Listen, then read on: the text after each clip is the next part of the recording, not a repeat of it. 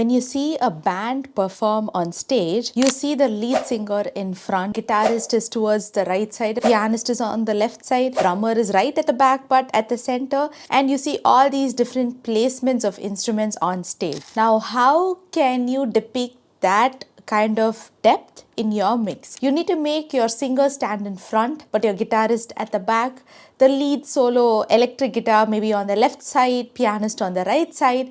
How can you give that sense of depth? Who is in front, who is at the back, who is at the center? That can be given by this distance knob in Reverb. So we're going to learn about how to use distance in Reverb and how that really impacts your mix. But if you are new to this channel, I'm Florina Jain, otherwise known as Flow of Music. And if you like music production related videos, don't forget to like and subscribe. Let's get into the video.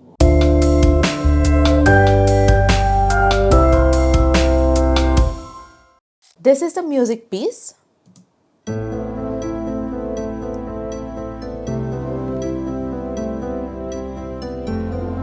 And we're going to specifically look into the melody part of it. This is like a synthesizer, just a single melody line. And I have a delay. Now I'm going to turn off the space designer, which is the reverb that I initially added. That's the raw signal. Now let's open up a bus track.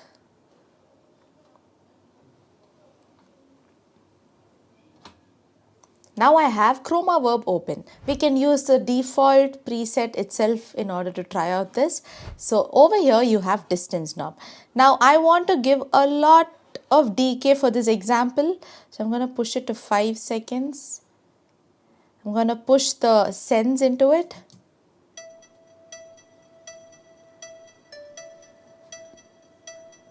So obviously that's a pretty long decay time, and if you want to know more about decay, I've linked a video over here and you can check that out. Now we're going to talk about distance knob. This is going to exactly tell us how far away the source is from the listener. So for example, if I want this melody to be closer to me and still have the decay as 5 seconds, the working of this is slightly different. Imagine the singer is right in front of you and you're in the front seat of that auditorium. You are going to hear the reverb, but maybe the reverb is not going to have that much of intensity because a direct signal from the singer to you is very fast, right? It's very direct. It's like you don't have any obstacles in front of you. So it's going to directly reach you. So the intensity is going to be nice and super loud, but the reverb is going to go all around. So you're going to have late reflections, meaning the reverb is going to go hit some other wall, another wall, and maybe then reach to you.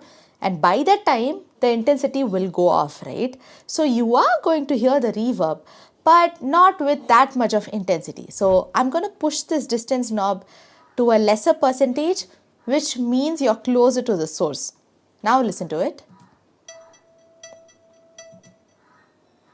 So if you actually listen it with the proper headphones and maybe crank the volume up, you will notice that you can hear the reverb, but it's very less in intensity. So it is there, and push it a little bit more. So the 5-second ring is there, but the intensity is less.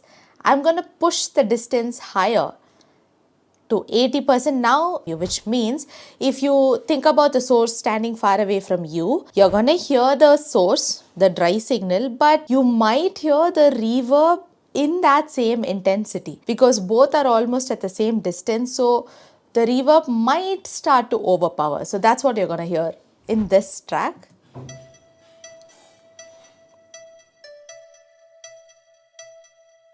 And the source is close to you. And when the source is far away.